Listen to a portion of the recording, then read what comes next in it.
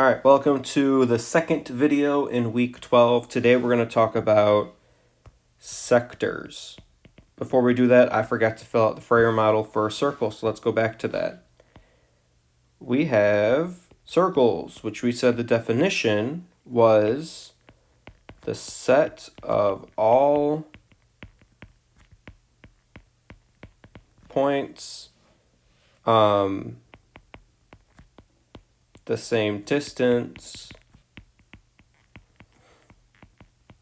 from a given point, right? Facts and characteristics, we're just going to write down our formulas. So circumference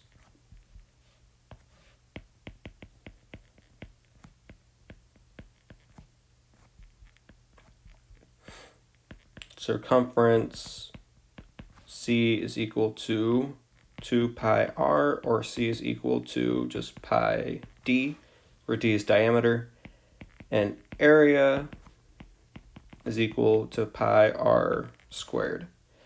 Examples: all circles, can't really draw them as anything but what they look like. Now an example, ovals, or what we call in math ellipses, are not circles, right? And then today we're going to talk about sectors, which the definition of a sector is a portion of a circle. And we're talking about the edge here, right? So, examples could be, right, kind of like a baseball field where we have a quarter of a circle, or we could have a semicircle where we have half of a circle, right? Or we could have 3/4 of a circle, like a Pac-Man,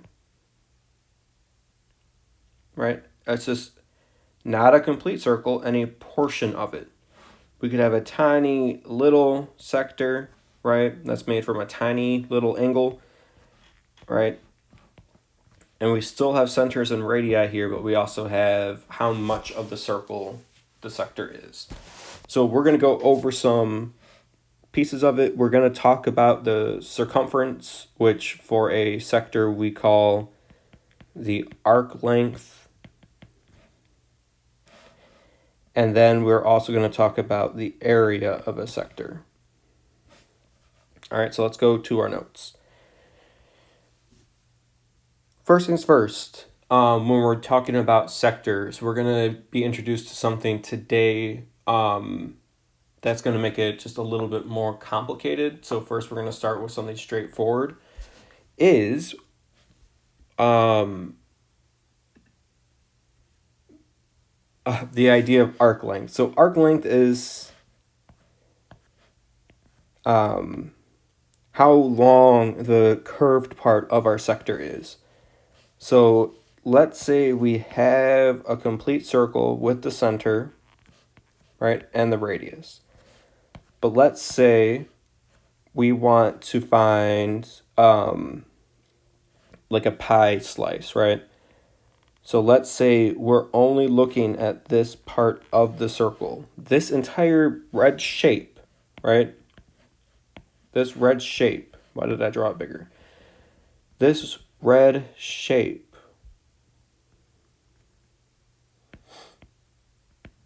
is called the sector. The whole thing. Just this side right here, which if we want to put letters on it, we can call it from A to B, that is the arc. And when we find arc length, we are finding how long that arc is. So we need to figure out how to do that. We keep saying the sector is a portion of a circle. So the arc length is going to be a portion of the circumference. All right, so we're not really going to have a formula here. We're going to be setting up a proportion because we have a piece of their circumference. But before we do that, we need to remind ourselves of one last word, and that is our central angle, right? Which is that angle that's at the center. So our arc length formula, again, it's not really a formula, it is a proportion. We have arc length over circumference is going to be equal to central angle. And then we need to figure out, so the central angle makes the arc, which has a length. The circumference is the entire circle, which we said if we have the entire circle, right, we want to go all the way around, which is going to be 360 degrees. So let's try to practice this, because right now it's probably kind of complicated. So again, we have arc length over circumference is equal to central angle over 360.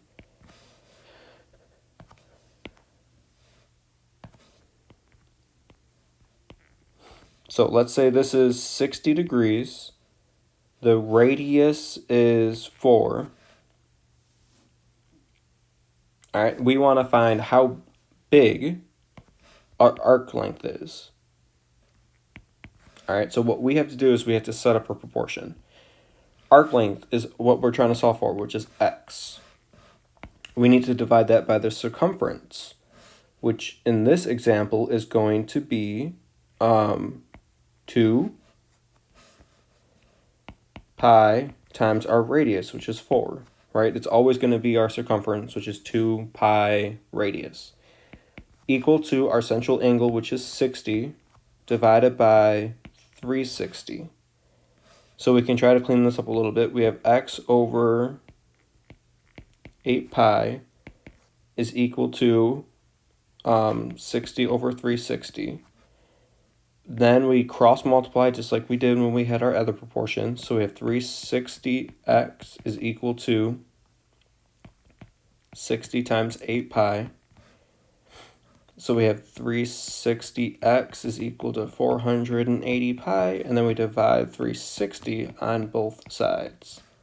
So here we have x is equal to, and then in my calculator I'm doing 480 times 3.14 divided by 360. And I'm getting, because I plugged in that number for pi, approximately 4.19.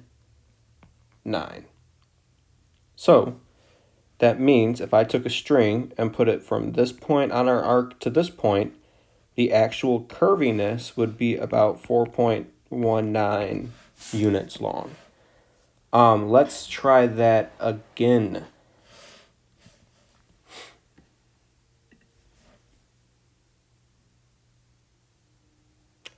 Let's look at a more crazy example where our central angle is very big. So let's say our central angle is 290 degrees and our radius is 10.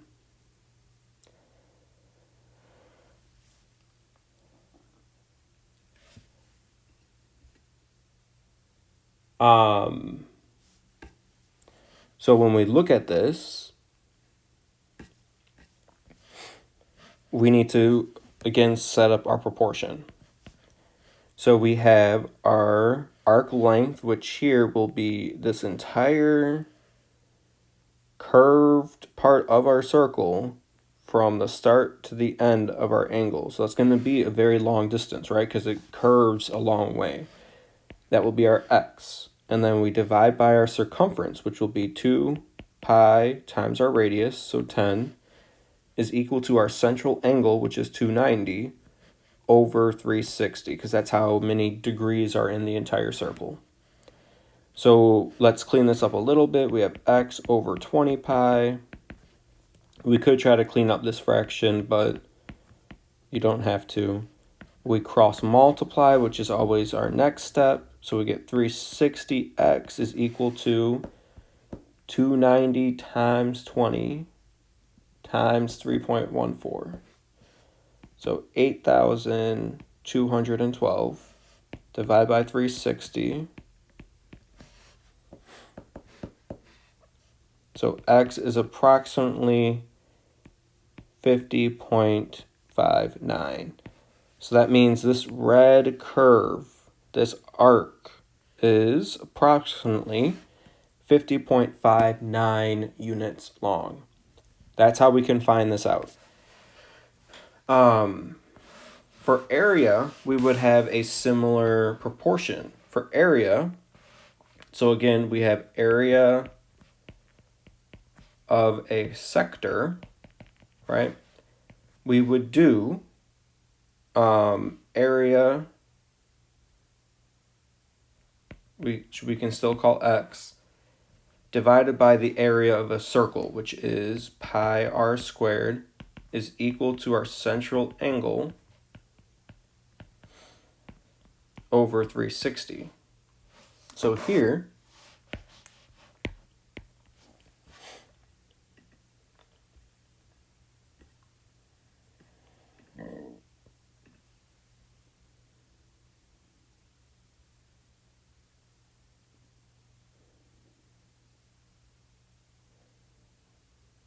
okay, so here, let's just give ourselves some slack, right?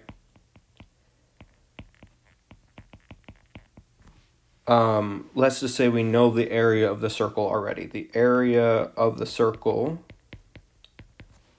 is equal to something like 100 pi.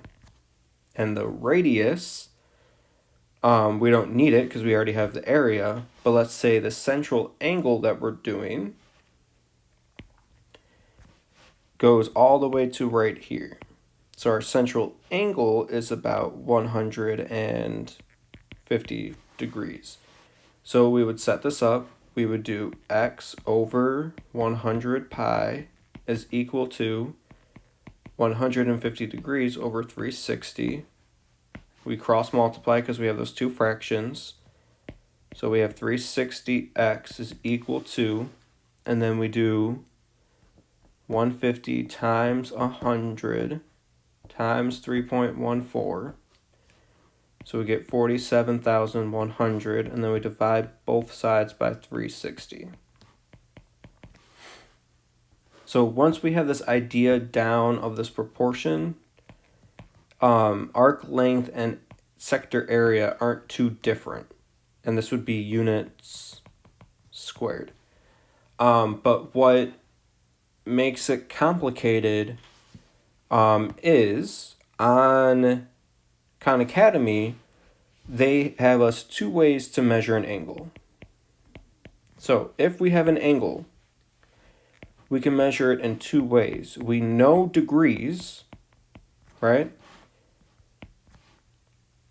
And we know 1 degree is equal to 1/360th of a complete rotation.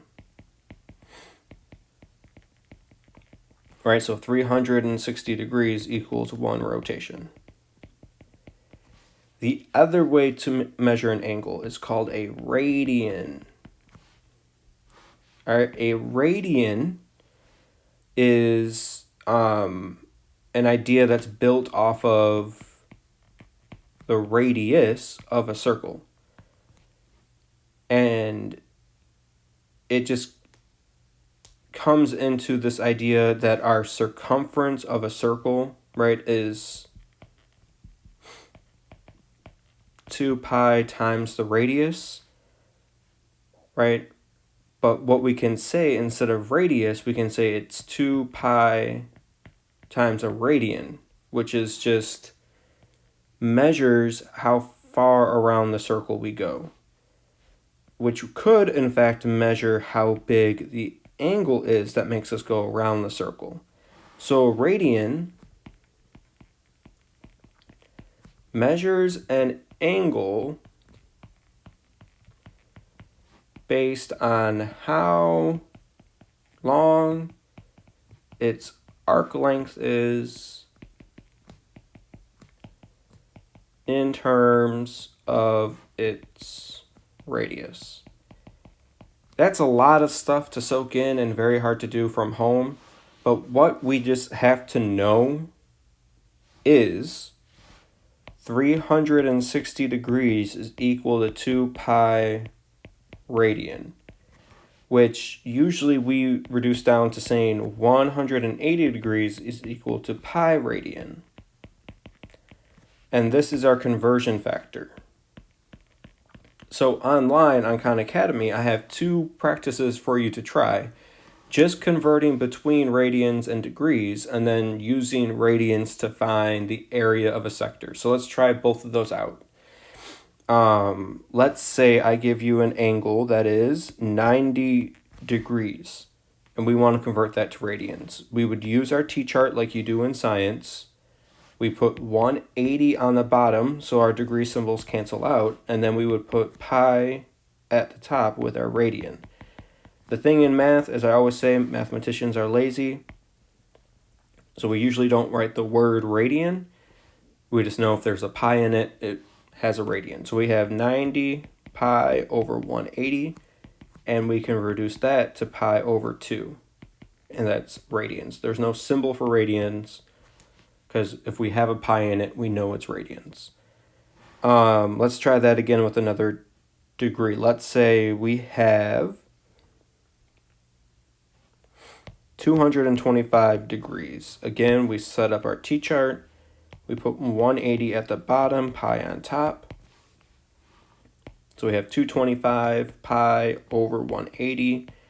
We're trying to reduce that fraction down. And it turns out you can divide both of those by 45, and we get 5 pi over 4. All right?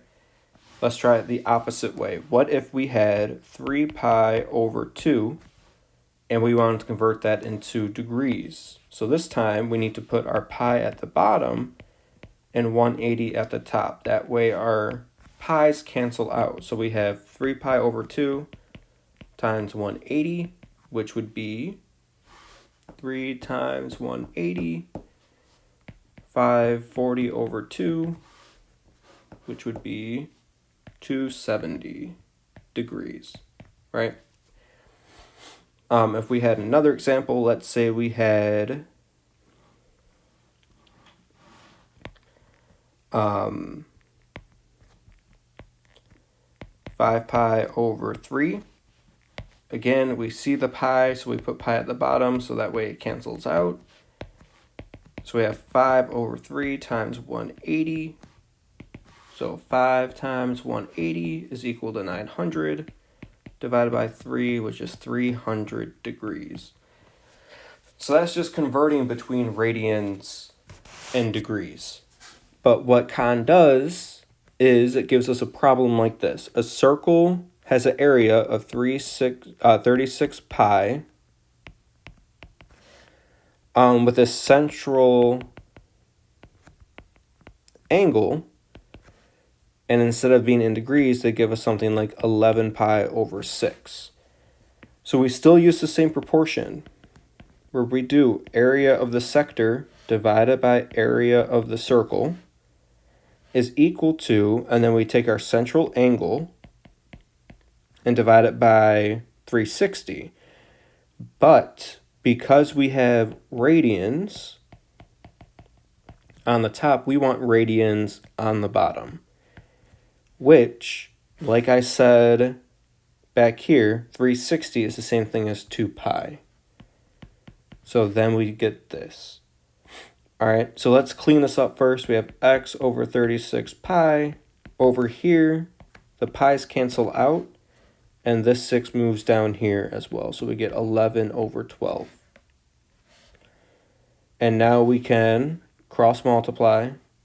So we get 12x is equal to 11 times 36 times 3.14.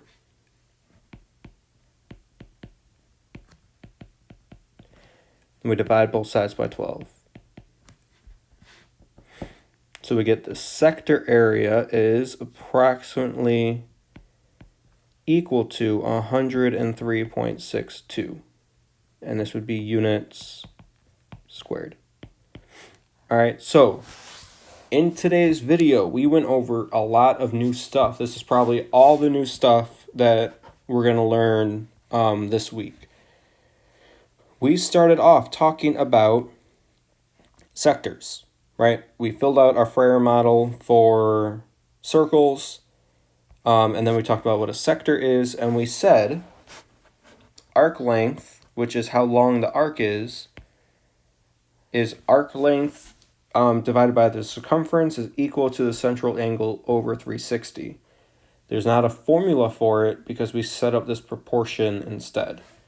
We do the same thing for sector area, which I did not write a nice little clean formula for it, so let's do that now.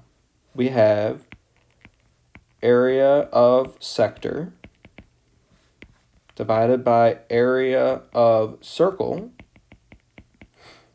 is equal to, and we do central angle over 360, or if we're in radians,